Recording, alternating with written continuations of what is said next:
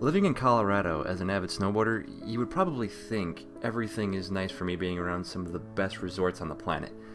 My main problem? I hate those places.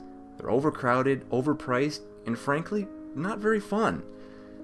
I've always preferred the mid-sized ski areas that are a bit more off the average person's radar. These places with better value, crowds, and in my opinion, terrain, can be a hidden gem amongst the competition. Other times, there's more to the story about why these places are left undisturbed. It was 2011. The snowfall we had that season was quite mediocre. None of the ski areas anywhere seemed to be getting snow. The base depths at all of them was less than 2 feet, and it was already December. Browsing through some of the snow reports one day, I found an interesting little ski area that had nearly twice the snow versus everywhere else. A little place called Wolf Creek. It was astounding. Everyone else had less than 2 feet, and here was this ski area with over 4 feet of snow. I naturally got a bit excited, and decided to look a bit more into the ski area. The trail maps I found on the website looked promising. It was small, but it seemed to have a lot of different terrain. The area seemed to be split down the middle in terms of what it offered. The northern half had all the basic runs, and the southern half was almost more of a backcountry style area, with just one chair and a majority of the runs requiring a decent hike. Overall, it looked quite promising, and would be a fun place to visit. I asked my roommate Dalton if he wanted to come with me over the weekend. No way, man. I'm not going there. Why not? I asked. You want to have fun with the Wolfman? Go ahead. Quit trying to scare me and tell me why you don't like it. My friend went there a few years back, and he swore he saw a massive black creature lumbering through the trees of one of the runs. You know, I think I've seen them too. They're called bears. I laughed back. No, he said it was definitely not a bear. He claimed it almost looked like some sort of... It's hard to explain. What, a werewolf? I joked. It's not that. He just called it a Wolfman because where he was. I won't go, and that's final. Not wanting to go to Wolf Creek by myself, I'm not scared, it's just more entertaining with a group. I decided to call up my friends, Spencer and Christian. They emphatically said yes before I could even finish asking. That Friday, I loaded my gear into my truck, picked up Spencer and Christian, and drove down south to Wolf Creek. It's a bit out of the way, 4 hours away from where I lived. Not near any real major towns. Off a highway in a bit of a desolated area. Slightly unnerving, but nothing major. Most of these moderate places are a bit away from civilization. We got our lift tickets and began messing around the northern half.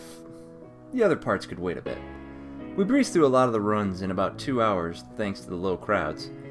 I split off from Christian and Spencer for a bit to play around on one of the shorter runs. Just the little blue run called Cod that met up with the original trail further down. It was an undulating run with a lot of dips. Executed correctly, most of these bumps could yield a little air. Naturally, I was enjoying these jumps, and almost didn't see the mess in the trees near the end of the run. I only noticed because some of the snow where I landed was a pinkish tone that got darker as I moved into the trees. A rabbit's remains were messily strewn about several feet off the run. It was quite freaky. I brushed it off. There are quite a few predators out here, so I assumed it was just a fox. That was until I looked a bit closer. All the meat from the rabbit was still present. The rabbit had not been hunted for food. Something just eviscerated it for the sake of killing it. Maybe the fox had rabies and was starting to go insane? Or maybe it was... No, I won't go there. I didn't tell Spencer or Christian about the rabbit after we met back up. What would I tell them anyways? Hey guys, I just found this really creepy, disgusting thing in the woods that might be a sign of something really screwed up. Want to go back for another run? After messing around for a few hours, we decided to hit up the other half. The more extreme areas with trees, cliffs, and whatnot. Not only that, less patrol and scarier atmosphere. I will say that this area had some of the best terrain I have ever experienced. The cliff drops were exhilarating. The tree runs were fantastic. One of the moments I truly felt alive. And then I found another one. This time, it was a skunk. Whereas the last one seemed like a fox or other animal could have done it, this one seemed like there was intent to it.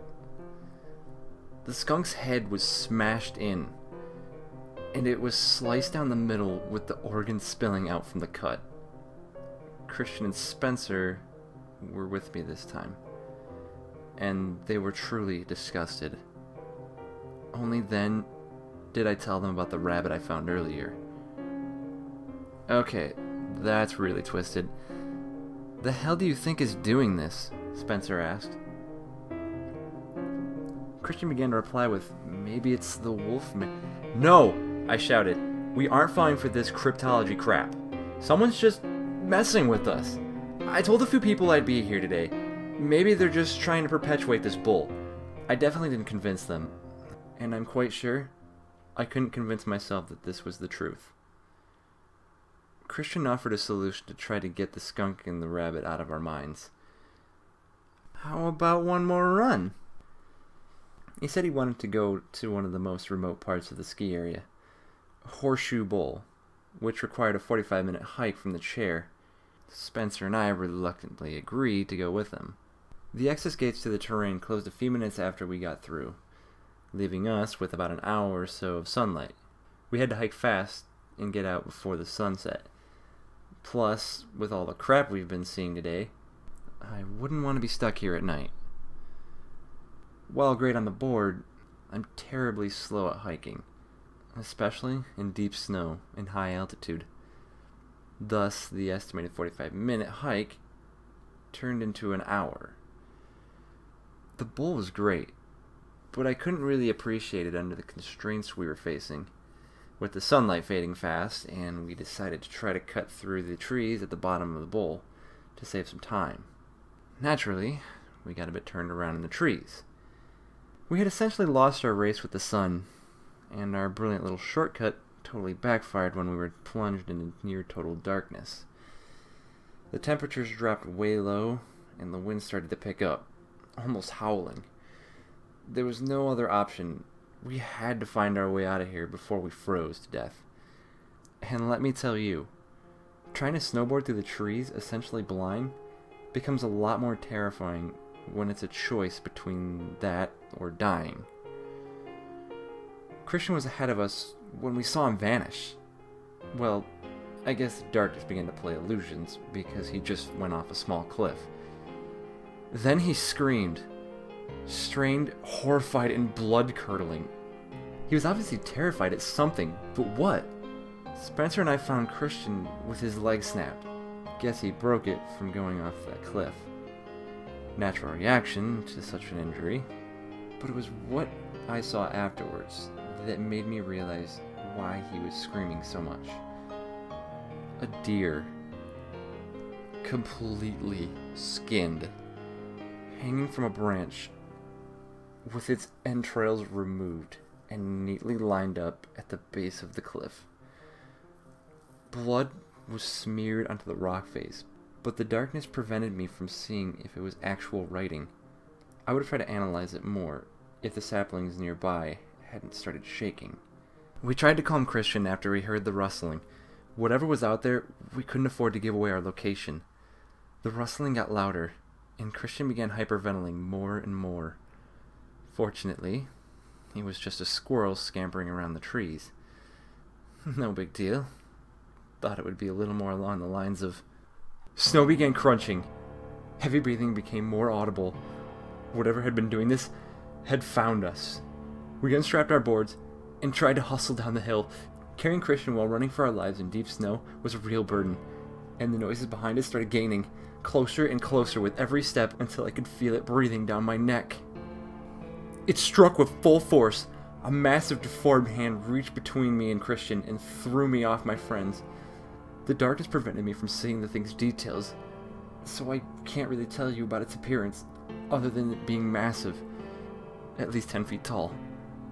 Roughly shaped like a disproportionate person mixed with who knows what kind of animal, and I had to try to get it off my friends, so I hastily made a snowball and pegged the creature in the head. It wrenched its head around and stared at me with the most grotesque grin spreading across its face. My image in the pale moonlight reflected in its eyes, its face coming closer and closer to me until I could smell its wretched breath. I had gotten the creature's attention off my friends, but now it was fixed on me. Really wish I would have planned that through more. I tried inching back, but that set the beast off, and it let out an insane cackle roar and attacked. I saw its massive fangs within inches of my face as its massive hands smashed into my face. And then I woke up in a hospital bed, hooked up to all sorts of machinery. I guess the thing knocked me out, as I have no idea what happened after the blow. The doctors came and told me what happened. Ski Patrol heard screams from the mountain and found you at the bottom of a cliff with a fractured skull and deep lacerations. They brought you here and we wasted no time. And you've just come out of massive reconstruction surgery to rebuild your skull. With the damage we repaired, it's extremely lucky you're alive. What happened to Spencer and Christian? I asked. Who? Ski Patrol only found you up there. There were no other signs of anyone else in the area. What about the deer? What about the blood on the cliff? What about that Calm yourself. Delusions can be a side effect of the anesthesia you're coming off of. With that, the doctor left. I still bear scars from the surgery and my forehead, and I still have 3 cuts going diagonally across my abdomen. Spencer and Christian haven't been heard from, and repeated searches of the area have constantly yielded no promising results or leads. I can't think of my sacrifices in vain, and I can't give up on them. Whatever this Wolfman is probably still out there, and it's waiting for new quarry. Keep track of yourself when you're in these places. You never know what's watching you.